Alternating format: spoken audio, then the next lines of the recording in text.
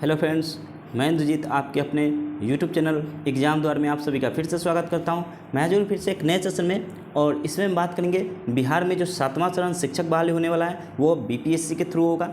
उसके लिए अभी हालांकि आपके सिलेबस जारी नहीं किए गए हैं, लेकिन सभी जो पिछले बीपीएससी ने एग्ज़ाम लिया था उससे और आने वाले एग्ज़ाम को देखते हुए जो बहुत सारे इंपॉर्टेंट हैं, क्या कह सकते हैं, बिहार स्पेशल, क्योंकि बीपीएससी एग्जाम लेगा तो बिहार स्पेशल जरूर से जरूर प्रश्न पूछे जाएंगे। साथ ही आप सब जानते भी होंगे जो रंजीत कुमार सिंह हैं, आईएएस हैं रंजीत सर, ठीक है, वो शिक्षा निदेशक भी रह चुके हैं पूर्व। उन्होंने भी जीके जीएस में बिहार जीके को बहुत ज़्यादा कहा था कि वो इम्पोर्टेंट हो सकता है बिहार जीके। तो हम इस सीरीज में आपको बिहार जीके के सभी प्रश्न कराएंगे, वो जितने प्रश्न जो पूछे जा सकते हैं।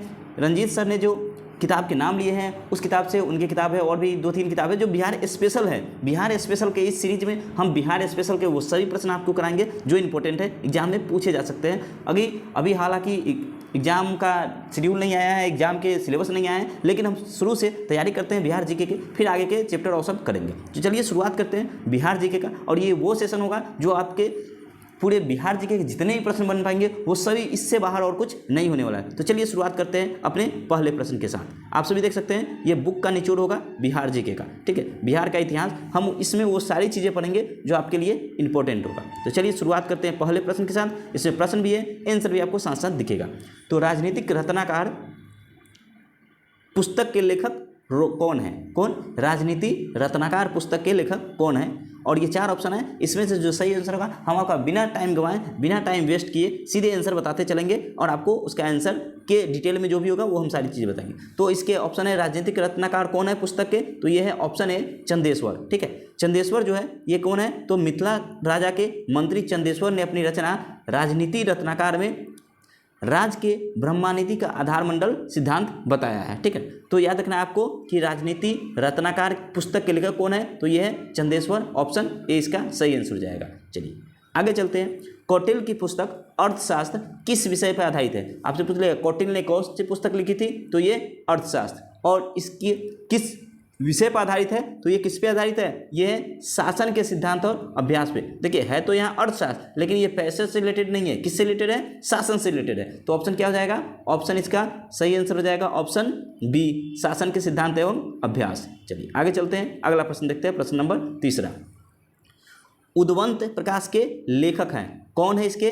तो उद्वंत प्रकाश के लेखक है ऑप्शन ए इसका सही आंसर हो जाएगा मौलिक कवि, ठीक है। इनका नाम है मौलिक कवि, ये उद्वंत प्रकाश के लेखक है। तीसरा ऑप्शन, तीसरा का ए। चलिए आगे देखते हैं, अगला है मौर्यकालीन स्थापत्य कला के साक्ष्य प्राप्त हुए हैं, कहाँ से प्राप्त हुए हैं? ऑप्शन है पाटलिपुत्र से, बराबर से, या राजगिरी से, या उपयुक्त सभी। तो इसका सही आंसर क्या हो जाएगा? मौर्यकालीन स्थापत्य कला के साक्ष्य प्राप्त हुए हैं, ऑप्शन डी उपयुक्त सभी से। किस किस से? पाटलिपुत्र से भी प्राप्त हुए हैं, बराबर की पहाड़ियों से भी प्राप्त हुए हैं और राजगिरी से भी प्राप्त हुए हैं। तो ये सभी जगह से प्राप्त हुए हैं। चलिए आगे देखते हैं, बिहार पर गहर वालों के आधिपत्य का प्रमाण मिलता है, कहाँ से मिलता है? और इसका सही आंसर है मनेर ताम्रपत्र से, यानी ऑप्शन क्या हो जाएगा? ऑप्शन ए इसका सही आंसर है। देखिए हम बिना आपको ऑप्शन दिए इसलिए कर रहे हैं क्योंकि ऑप्शन आपके स्क्रीन पे दिख रहा होगा, वहाँ से आप ऑप्शन पढ़ सकते हैं, इसलिए कर रहे हैं ताकि आपका टाइम बचे और हम ज़्यादा से ज़्यादा प्रश्न कर पाएँ, ठीक है। जितने ज़्यादा प्रश्न करेंगे उतने आपके बिहार का ही सिलेबस नहीं आया, अभी एग्जाम का डेट नहीं आया, फॉर्म नहीं फिल हो रहा है, फिर भी हम तैयारी कर लेंगे तो पूरे जीके को कवर कर लेंगे। इसलिए हम चाहते हैं कि बिना ऑप्शन दिए आपको लेके चले। सेशन अच्छा लगेगा तो जरूर लाइक करके जाइएगा, साथ ही चैनल को सब्सक्राइब जरूर कीजिएगा, ठीक है। चलिए आगे चलते हैं, अगला प्रश्न है बिहार के किस तुर्क राजवंश के अभिलेख प्राप्त हुए हैं? बिहार के किस तुर्क राजवंश के अभिलेख प्राप्त हुए हैं? ऑप्शन है 4 ऑप्शन दिया हुआ है। ऑप्शन क्या है? इसका सही आंसर हो जाएगा तुगलक वंश, ठीक है। तुगलक वंश के राजवंश का अभिलेख प्राप्त हुआ है। ये कहाँ के? बिहार के तुर्क राजवंश के थे, ठीक है। चलिए आगे चलते हैं, बिहार के किस क्षेत्र के संबंध में बसातीनुल उन्स एक मूल्यवान स्रोत है? और इसका सही आंसर है ऑप्शन ए तिरहुत, ठीक है। चलिए चलते हैं आगे, अगला प्रश्न है बिहार आने वाले महत्वपूर्ण चीनी यात्री का नाम है, कौन है बिहार आने वाले? जो ऑप्शन है फाहियान, युआनच्वांग, इत्सिंग, या उपयुक्त सभी। तो बिहार आने वाले यात्री कौन है? तो इनमें से सभी है। फाहियान भी बिहार आए थे, युआनच्वांग भी बिहार आए थे और इत्सिंग भी बिहार आए थे। तो इसलिए ऑप्शन क्या हो जाएगा? ऑप्शन डी इसका सही आंसर हो जाएगा। अगला देखते हैं, मुगल काल में बिहार आने वाला प्रथम विदेशी यात्री कौन था? किसके काल में? मुगल काल में। तो ये आया था, ऑप्शन क्या हो जाएगा? ऑप्शन ए मुल्ला तकिया। मुल्ला तकिया मुगल के काल में बिहार आने वाला प्रथम विदेशी यात्री था। चलिए अगला देखते हैं। अगला प्रश्न है प्रश्न नंबर 10। निम्नलिखित यूरोपीय यात्रियों में कौन बिहार नहीं आया था? ऑप्शन है मैनरिक, जॉन मार्शल, फ्रांसुए बर्निए या पीटर मुंडी।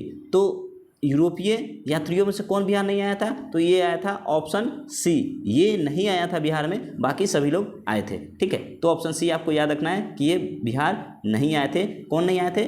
फ्रांसुए बर्निए। अगला है, अगला प्रश्न, प्रश्न नंबर 11। बहारिस्ताने गैबी किसकी रचना है? ऑप्शन 4 ऑप्शन दिया हुआ है और सही आंसर इसका क्या होगा? सही आंसर है मिर्जानाथन की। ठीक है, ऑप्शन बी मिर्जानाथन, बहारिस्तान गैबी की रचना इन्होंने किया था, मिर्जानाथन ने। ठीक है, चलिए अगला प्रश्न देखते हैं, प्रश्न नंबर 12। प्राचीन बिहार के इतिहास की जानकारी के मुख्य स्रोत हैं कौन कौन से? भग्नावशेष, यात्रा वृत्तांत, अभिलेख, सिक्के या धार्मिक ग्रंथ। और जो प्राचीन बिहार का इतिहास के बारे में जो जानकारी प्राप्त होती है उनमें ये सभी शामिल है। यानी कौन कौन? भग्नावशेष भी शामिल है, यात्रा वृत्तांत भी शामिल है, अभिलेख भी शामिल है, सिक्के भी शामिल है और धार्मिक ग्रंथ। मतलब इन सब से प्राचीन बिहार के इतिहास की जानकारी हमें मिलती है। तो इसका आंसर क्या हो जाएगा? ऑप्शन डी इसका सही आंसर हो जाएगा। चलिए आगे देखते हैं। प्राचीन पाटलिपुत्र के संबंध में जानकारी के स्रोत है कौन कौन सा है? भग्नावशेष, यात्रा वृत्तांत, धार्मिक ग्रंथ, अभी हमने बताया। ठीक है, तो क्या हो जाएगा? ऑप्शन डी, इसमें भी ये तीनों शामिल है। चलिए चलते हैं अगले प्रश्न पे। अगला प्रश्न है, बिहार में मौर्यकालीन अभिलेख प्राप्त हुए हैं कहाँ से? ऑप्शन है पाटलिपुत्र, लौरिया अलीराज से, लौरिया नंदनगढ़ से या सहसाराम से। तो इसका सही आंसर क्या हो जाएगा? सही आंसर हो जाएगा ऑप्शन सी, लौरिया अलीराज से, लौरिया नंदनगढ़ से, सहसाराम से और रामपुरवा से। ये सभी जगह से प्राप्त हुए हैं। क्या? बिहार में मौर्यकालीन अभिलेख प्राप्त हुए हैं। ठीक है, किसको छोड़ के? सिर्फ पटना को छोड़ के। अगला है, अशोक का लघु शिलालेख 1 प्राप्त हुआ है कहाँ से? सहसाराम से, केसरिया से, वैशाली से, रामपुरवा से। तो अशोक का लघु शिलालेख कहाँ से प्राप्त हुआ है? ये प्राप्त हुआ है ऑप्शन ए, सहसाराम से। ठीक ना, ये सहसाराम नहीं सासाराम हो सकता है, सासाराम से। ठीक है, सहसाराम गलती प्रिंटेड है। चलिए आगे चलते हैं, अगला देखते हैं। बिहार से प्राप्त मौर्यकालीन अभिलेखों की भाषा है। मौर्यकालीन अभिलेखों की भाषा क्या है? और इसका सही आंसर क्या है? ऑप्शन बी, प्राकृत भाषा है। जो बिहार से मौर्यकालीन अभिलेख प्राप्त हुए हैं उसकी भाषा क्या है? प्राकृत है। ठीक है, अगला देखते हैं। बिहार से प्राप्त मौर्यकालीन अभिलेखों की लिपि है। देखिए भाषा कौन सी है? तो भाषा है प्राकृत, लेकिन लिपि कौन सी है? तो लिपि को याद रखना है, ऑप्शन सी ब्राही लिपि है। ठीक है ना, लिपि कौन सी? ब्राही।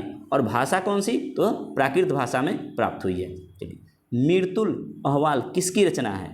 मीरतुल अहवाल किसकी रचना है? और इसका सही आंसर है मुल्ला बहवानी। ठीक है, कौन सा? मुल्ला बहवानी, ये मीरतुल अहवाल ने इसकी रचना की थी। ठीक है, अगला है, मध्यकालीन मिथिला के इतिहास के स्रोत में महत्वपूर्ण है। क्या महत्वपूर्ण है? तो कीर्तिलता, कीर्ति पताका, वर्ण रत्नाकर और ऑप्शन डी उपयुक्त सभी। तो इसका सही आंसर क्या हो जाएगा कि मध्यकालीन मिथिला के इतिहास में ये सभी स्रोत इंपॉर्टेंट है, यानी ऑप्शन डी इसका सही आंसर हो जाएगा। ठीक है, चलिए चलते हैं अगला प्रश्न पे। बिहार में धातु प्रस्तर युगीन अवशेष मिले हैं कहाँ से मिले हैं? चिरांद, छपरा से, चेचर, वैशाली एवं सोनपुर से या मनेर से। और लास्ट ऑप्शन है ऑप्शन डी, ये सभी जगह से। तो धातु प्रस्तर युगीन अवशेष मिले हैं, ये मिले हैं इन सभी जगह से, यानी चिरांद से भी मिले हैं, चेचर, वैशाली और सोनपुर से भी मिले, मनेर से भी मिले। इसलिए इसका आंसर क्या है? ऑप्शन डी इसका सही आंसर है। चलिए आगे देखते हैं, अगला प्रश्न है, बिहार के गया जिले के अपसड से प्राप्त अभिलेख में किस राजवंश के बारे में जानकारी मिलती है? ऑप्शन है पर्वती गुप्त वंश और इसका सही आंसर भी यही है। हम ज़्यादा ऑप्शन नहीं पढ़ रहे हैं इसलिए कि ताकि आपका टाइम बचे और वो टाइम आप कहीं और यूज़ कर सकते हैं। साथ ही जो आपको ज़रूरी है, जितना आपको बिहार जी के जरूरी है वो सभी मैं आपको इसमें करा दूंगा। इतने प्रश्न करा दूंगा कि आपको 10 से 15, 10 नंबर का पूछे, 15 नंबर का पूछे, 20 नंबर का पूछे, वो आपको एक भी प्रश्न नहीं छूटेगा। बस करना क्या है कि आपको चैनल पर बने रहना है, चैनल को सब्सक्राइब करना है, वीडियो को लाइक और शेयर जरूर कर देना है। चैनल को लाइक कीजिएगा, ठीक है। साथ ही हमें कमेंट करके बताइएगा आपको ये सेशन कैसा लगा, फिर उससे हमें क्या होता है एनर्जी मिलेगी, तो हम और भी अच्छे से वीडियो बना पाएंगे, ठीक है। चलिए चलते हैं अगले प्रश्न की तरफ, और हमें लगेगा कि हाँ आपको इसकी नीड है तभी हम वीडियो बनाएंगे, वरना जब नीड नहीं होगी तो फिर वीडियो बनाने को कोई मतलब नहीं है, टाइम पास करने से कोई मतलब नहीं है, ठीक है। चलिए चलते हैं अगले प्रश्न पे कि बिहार प्रांत के आरा से प्राप्त देवबरनाक का लेख तथा शाहपुर कहाँ पड़ना है, ये पटना में पड़ता है, एवं मंदार कहाँ पड़ता है, बांका में पड़ता है, से प्राप्त लेखों में जानकारी मिलती है। किसकी जानकारी मिलती है, तो ये मिलती है ऑप्शन डी, पर्वतीय गुप्त वंश के बारे में। और इसके बारे में क्या कुछ लिखा गया है ये भी देख लेते हैं कि देवबरनाक के अभिलेख में पर्वतीय वंश गुप्त शासक देवगुप्त, विष्णुगुप्त एवं जीवित गुप्त द्वितीय का नाम मिलता है, ठीक है। चलिए चलते हैं अगला प्रश्न में।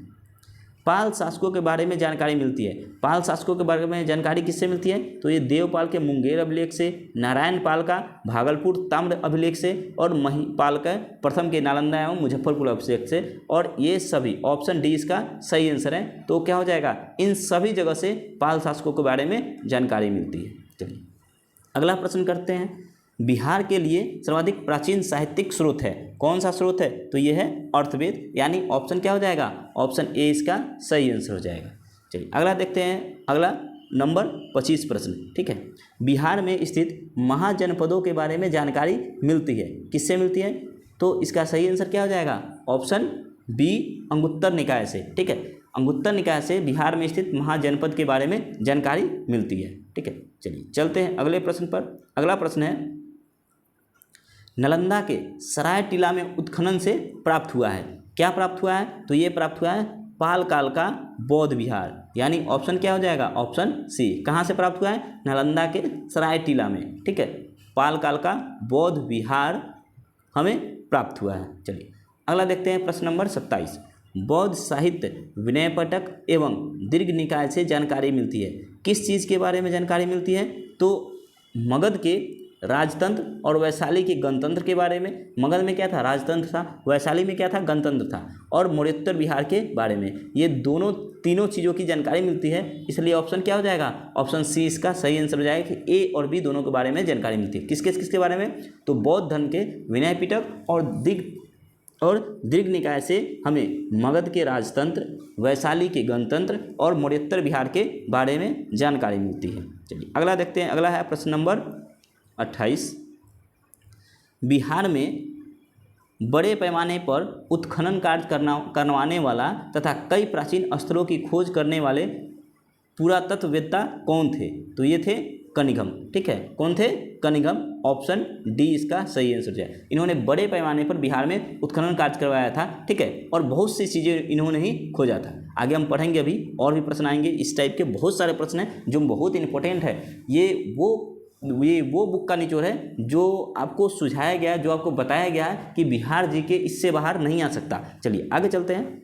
नालंदा में स्थित बड़ा गांव, कहाँ, नालंदा में स्थित बड़ा गांव, यानी नालंदा महाविहार के नाम से जाना जाता है, का पता किसने लगाया था, तो अभी हमने आपको कहा कि बिहार में बहुत सारी चीज़ों की इन्होंने क्या किया था, खोज किया था। ये देख सकते हैं कि कई प्राचीन स्थलों की खोज करने वाले थे, कौन किया था, तो ये कनिघम साहब ने किया था। और यही प्रश्न यहाँ भी है कि नालंदा में स्थित बड़ा गांव का पता किसने लगाया था, तो ऑप्शन बी इसका सही आंसर हो जाएगा, कनिघम ने, ठीक है।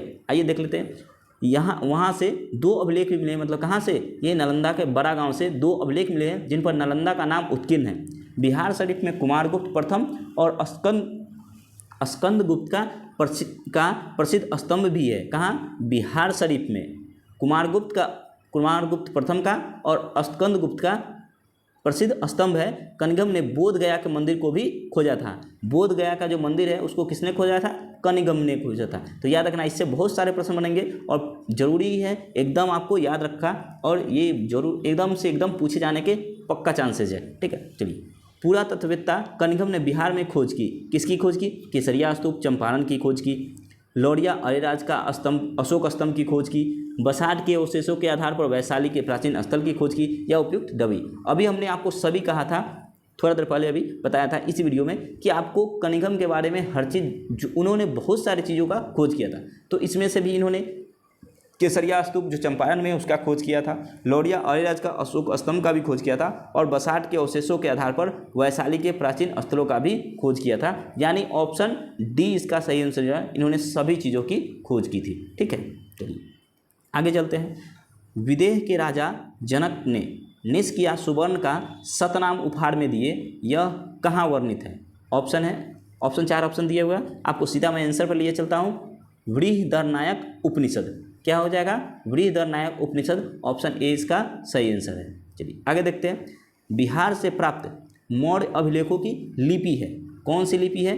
खरोष्टी, अरमाइक, ग्रीक या उपयुक्त में से कोई नहीं। तो अभी हमने इसी सेशन में आपको बताया था कि बिहार से प्राप्त मौर्य अभिलेखों की लिपि कौन सी है। ठीक है, तो इसमें से ऑप्शन क्या हो जाएगा? इसमें से ऑप्शन डी, इनमें से कोई नहीं होगा, ना ए होगा, ना बी होगा, ना सी होगा। चलिए चलते हैं अगले प्रश्न की तरफ। बिहार से प्राप्त पहला द्विभाषी अभिलेख किस मध्यकालीन शासक से संबंधित है? और ये किससे संबंधित है? तो ये है ऑप्शन बी, शेरशाह से। ठीक है, प्रश्न है बिहार से प्राप्त पहला द्विभाषी अभिलेख जिसमें 2 भाषा में अभिलेख लिखा गया है, किससे संबंधित है? तो वो है मध्यकालीन शासक शेरशाह से संबंधित है। ठीक है, जिसमें 2 भाषा में अभिलेख लिखा गया है। अगला है, वह मुगल शासक, वह पहला मुगल शासक कौन था जिसने अभिलेख बिहार में मिले हैं, जिसके अभिलेख बिहार में लिखे हैं? तो ये हैं अकबर के। ठीक है, अकबर का अभिलेख बिहार से मिले हैं, ऑप्शन सी इसका सही आंसर है। ये पहला मुगल शासक था। ठीक है,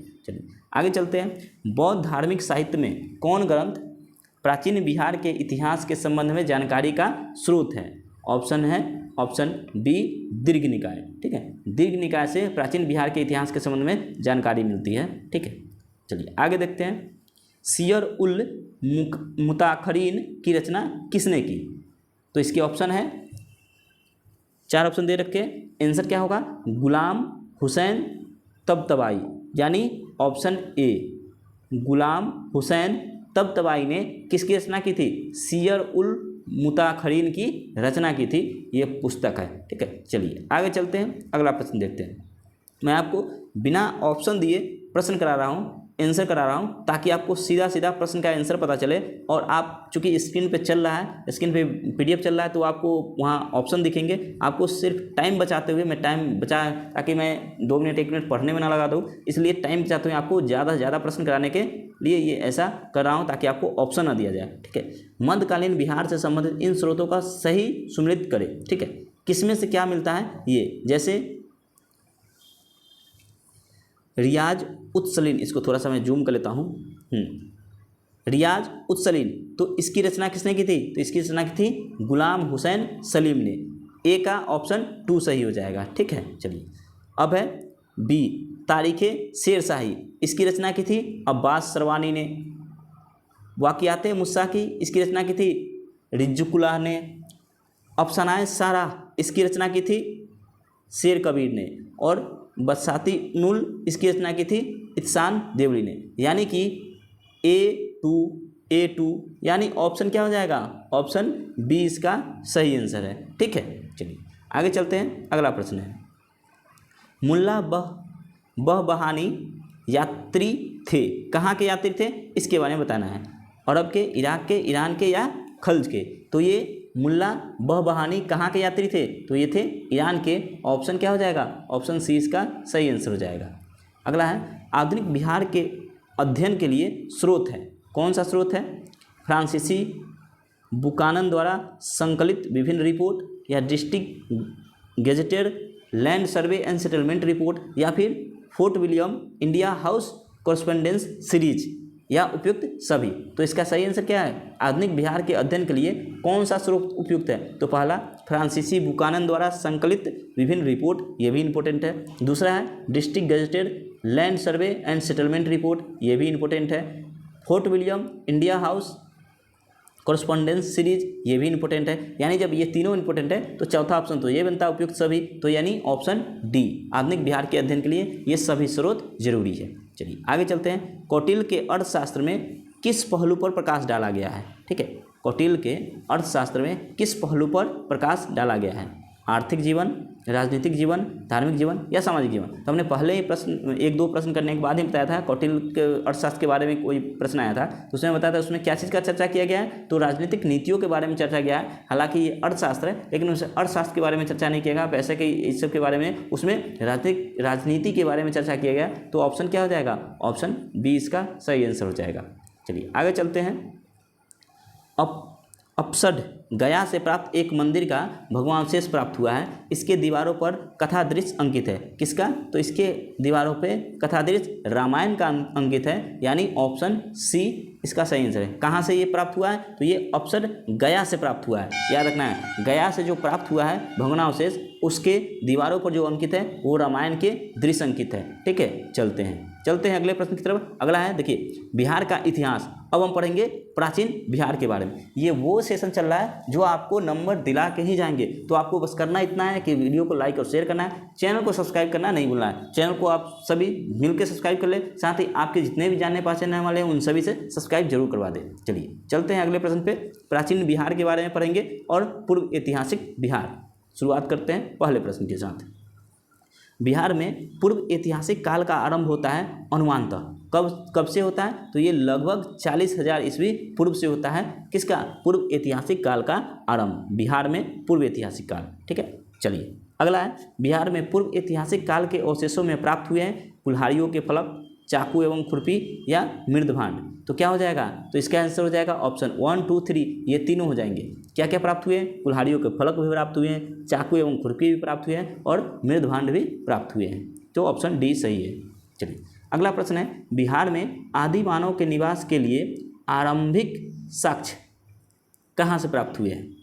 ठीक है, आरंभिक साक्ष्य कहाँ से प्राप्त हुए हैं, और इसका ऑप्शन है चंपारण, मुजफ्फरपुर से, मुंगेर एवं नालंदा से, गया एवं डेहरी से या उपयुक्त सभी जगह से। तो ये कहाँ से प्राप्त हुए हैं, तो इसका सही आंसर हो जाएगा ऑप्शन डी, यानी चंपारण एवं मुजफ्फरपुर से, मुंगेर एवं नालंदा से, साथ ही गया एवं डेहरी से प्राप्त हुए हैं। ठीक है, तो ऑप्शन क्या हो जाएगा, इसमें ये जो प्रश्न है इसका सबसे ज़्यादा आंसर क्या है, ऑप्शन बी, मुंगेर एवं नालंदा से प्राप्त हुए हैं, ना कि इन सभी जगह से। ठीक है, शायद मैंने गलती पढ़ दिया, मुंगेर एवं नालंदा से प्राप्त हुए हैं। क्या चीज़ के फिर से पढ़ देता हूँ एक बार, ये कि बिहार में आदि मानव के निवास के लिए आरंभिक साक्ष्य, आदि मानव निवास करते थे, इसके पहला साक्ष्य कहाँ से प्राप्त हुआ है, तो ये प्राप्त हुआ है मुंगेर एवं नालंदा से। ठीक है, इसे करेक्ट कर लीजिएगा, ऑप्शन बी इसका सही आंसर हो जाएगा। चलिए चलते हैं अगले प्रश्न पे।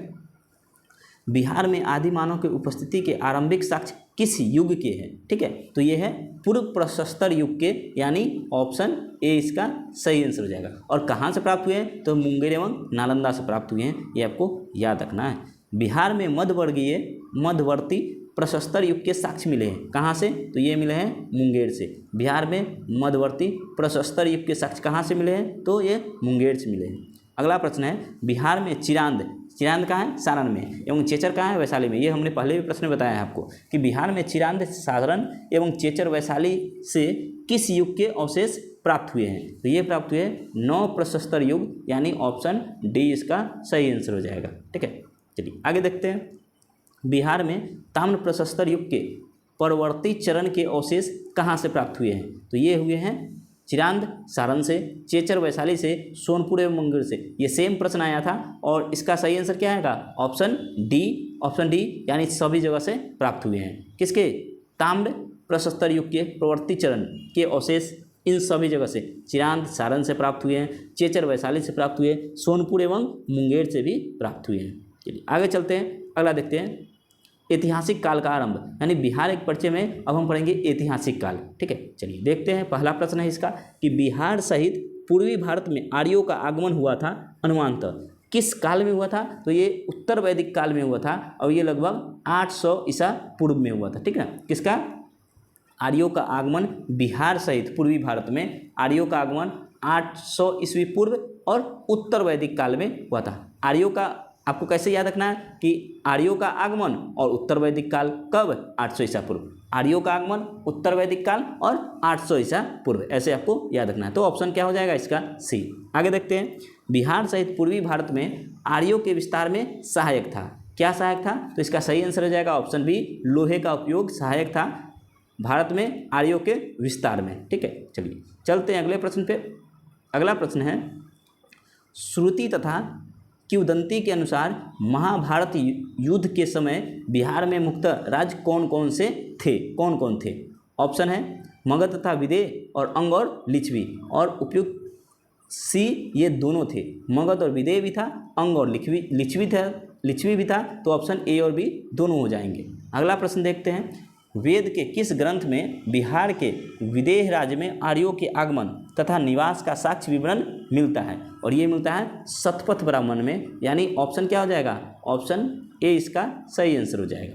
चलिए अगला देखते हैं। अगला प्रश्न है, बिहार का कौन सा प्राचीन राज्य आरंभ में बहुत दिनों तक आर्यावर्त के बाहर था तथा अनार्य जाति के लोगों का आवास स्थल रहा था? तो ये था ऑप्शन सी मगध। ठीक है, इसका आंसर क्या हो जाएगा? Option C Magadh. छठा प्रश्न देखते हैं, बिहार में उपनिषद काल में ब्राह्मण धर्म तथा ज्ञान का महान केंद्र था, कौन था? तो ये था ऑप्शन सी विदेह। ठीक है, विदेह ब्राह्मण धर्म और ज्ञान का एक महान केंद्र था। आइए इसके बारे में जान लेते हैं। विदेह के राजा जनक कौन थे?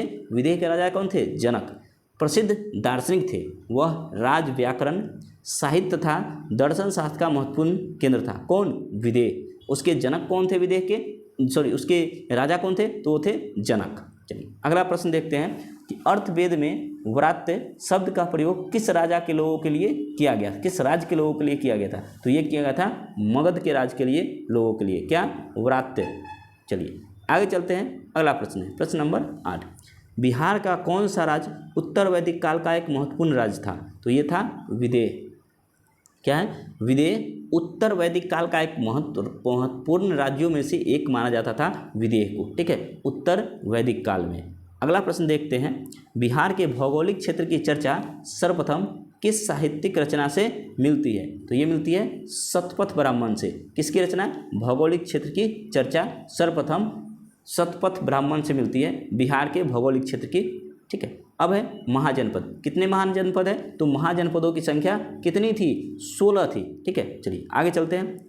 छठी ईस्वी पूर्व में भारत में 16 महाजनपदों का उदय हुआ। कितने?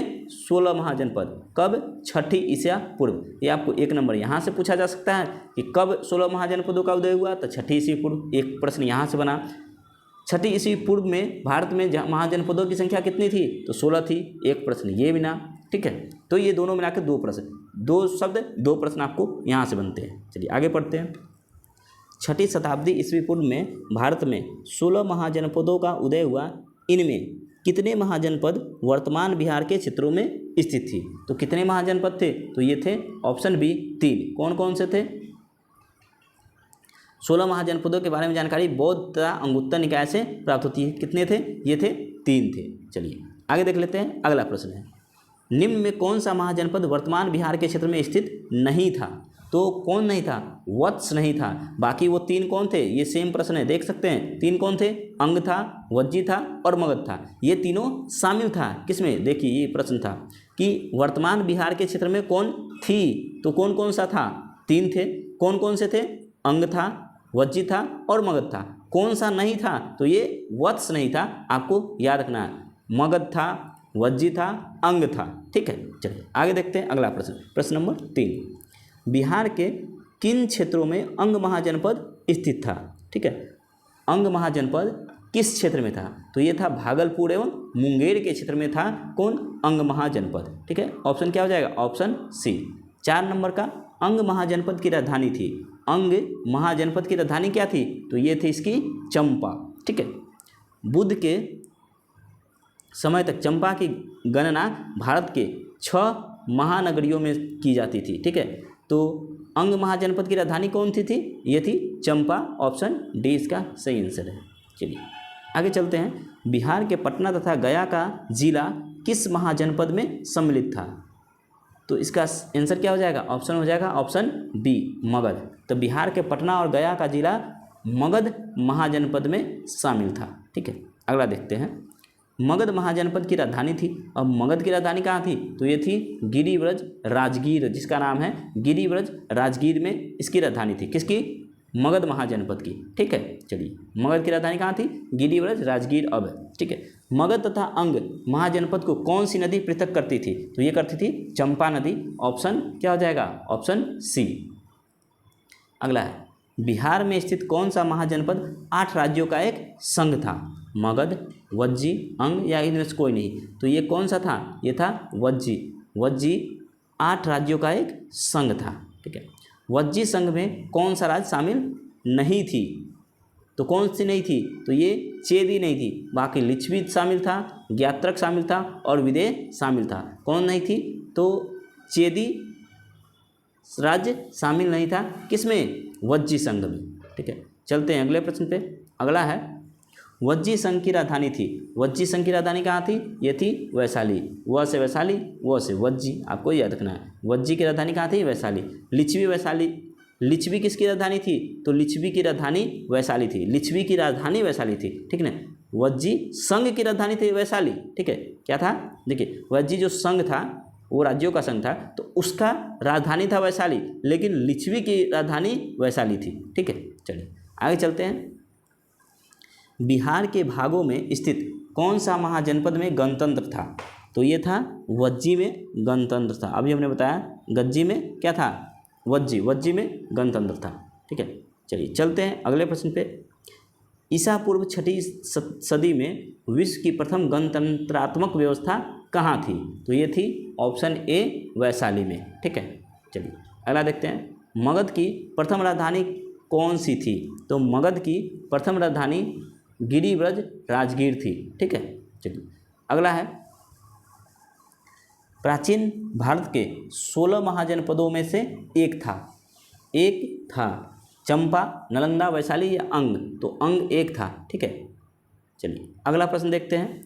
विश्व का पहला गणतंत्र वैशाली में किसके द्वारा स्थापित किया गया? तो ये किया गया था किसके द्वारा? लिच्छवी के द्वारा किया गया था। ऑप्शन डी इसका सही आंसर हो जाएगा कि पहला गणतंत्र, विश्व का पहला गणतंत्र, याद रखना, विश्व का पहला गणतंत्र वैशाली में स्थापित किया गया। और किसने किया था? तो वो लिच्छवी ने किया था। ठीक है, अब पढ़ते हैं जैन धर्म के बारे में। ये वो प्रश्न चल रहे हैं, ये वो टॉपिक है जो आपको बिहार स्पेशल के सभी प्रश्न करा के जाएंगे और एग्जाम में आपको काफ़ी हेल्प करने वाले हैं। तो वीडियो को लाइक और शेयर जरूर करिएगा, चैनल पे बने रहिएगा, चैनल को सब्सक्राइब जरूर कीजिएगा। ठीक है, चलिए चलते हैं अगले प्रश्न पे। जैन धर्म के वास्तविक संस्थापक और 24वें एवं अंतिम तीर्थकर महावीर का जन्म कहाँ हुआ था? तो ये कहाँ हुआ था? ये हुआ था कुंडग्राम वैशाली में। ठीक है, कुंडग्राम वैशाली। महावीर का बचपन का नाम था, क्या नाम था? महावीर के बचपन का नाम वर्धमान था। ये कुंडग्राम जो मेरा घर है, आप जरूर चैनल को सब्सक्राइब करें। मेरा घर है वहाँ से लगभग 10 किलोमीटर के रेंज में है, 10 किलोमीटर दूर है कुंडग्राम वैशाली। ठीक है, चलिए आगे चलते हैं, अगला प्रश्न देखते हैं। महावीर के जन्म स्थल कुंडग्राम बिहार के किस जिले में है? तो ये वैशाली जिले में है। ठीक है, वैशाली जिले में पड़ता है। महावीर स्वामी का जन्म वर्ष आमतौर पे 540 ईसा पूर्व माना जाता है। ठीक है, चलिए आगे देखते हैं। महावीर स्वामी के पिता सिद्धार्थ का संबंध था। ठीक है, महावीर स्वामी के पिता सिद्धार्थ का संबंध था, किससे था? तो वो वज्जी संघ से उनका संबंध था। ठीक है, चलिए ऑप्शन क्या हो जाएगा? Option C. आगे देखते हैं अगला प्रश्न। महावीर स्वामी की माता त्रिशला विदेहदत्ता राजकुमारी थी, कहाँ की? तो वो लिच्छवी की राजकुमारी थी। किसकी? महावीर स्वामी की माता त्रिशला किसकी राजकुमारी थी? लिच्छवी की राजकुमारी थी। और त्रिशला लिच्छवी प्रमुख किसकी बहन थी? चेटक की बहन थी। ये हमेशा पूछता है, त्रिशला किसकी बहन थी? तो चेटक की बहन थी। लिच्छवी के प्रमुख थे चेटक, उनके बहन थे। ठीक है, उनके बहन थी लिच्छवी प्रमुख। लिच्छवी जो है जगह का नाम है, वहाँ के प्रमुख थे चेटक, उसके बहन थे कौन? त्रिशला, जो किसकी माँ थी? महावीर स्वामी के माँ थे त्रिशला। ठीक है, अगला प्रश्न देखते हैं। प्रश्न नंबर, महावीर स्वामी ने अपना अंतिम उपदेश दिया था, कहाँ दिया था? तो उन्होंने ये पावापुरी में दिया था। और पावापुरी कहाँ है? तो ये नालंदा जिला में स्थित है, बिहार के नालंदा में स्थित है पावापुरी। उन्होंने वहाँ अपना उपदेश दिया था, अपना अंतिम उपदेश दिया था। ठीक है, अंतिम उपदेश। महावीर की मृत्यु कहाँ हुई थी? तो ये पावापुरी में, क्योंकि वहाँ उन्होंने अंतिम उपदेश दिया था, तो वो उनका लास्ट उपदेश था, इसलिए उनकी मृत्यु कहाँ हुई थी? पावापुरी में। और पावापुरी कहाँ है? तो ये नालंदा जिला में स्थित है। अगला प्रश्न देखते हैं। प्रथम जैन संगीति का आयोजन हुआ था, कहाँ हुआ था? तो ये हुआ था, प्रथम जैन संगीति का आयोजन हुआ था पाटलिपुत्र, जो अब क्या नाम है पाटलिपुत्र का? तो अभी नाम है पटना। ठीक है, चलिए ऑप्शन ए इसका सही आंसर हो जाएगा। अगला प्रश्न है, प्रथम जैन संगीति का आयोजन किसके शासनकाल में हुआ था? तो ये हुआ था चंद्रगुप्त मौर्य के शासनकाल में, यानी ऑप्शन क्या हो जाएगा? ऑप्शन ए इसका सही आंसर है।